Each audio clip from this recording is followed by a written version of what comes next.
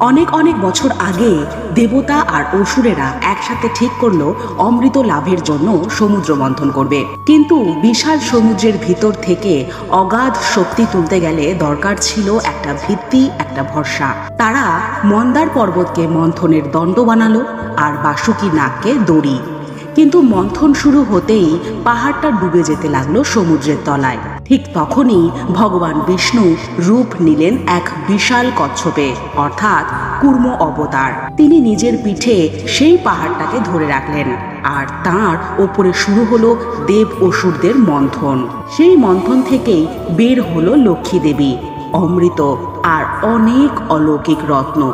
অর্থাৎ যখন পৃথিবী ডুবে যায় নিজের ভারে, ভগবান তখনও নিচে থেকে ধরে রাখেন আমাদের। কৃষ্ণকে ভালোবেসে থাকেন তবে অবশ্যই চ্যানেলটিকে লাইক করতে ভুলবেন না, সাবস্ক্রাইব করতে ভুলবেন না।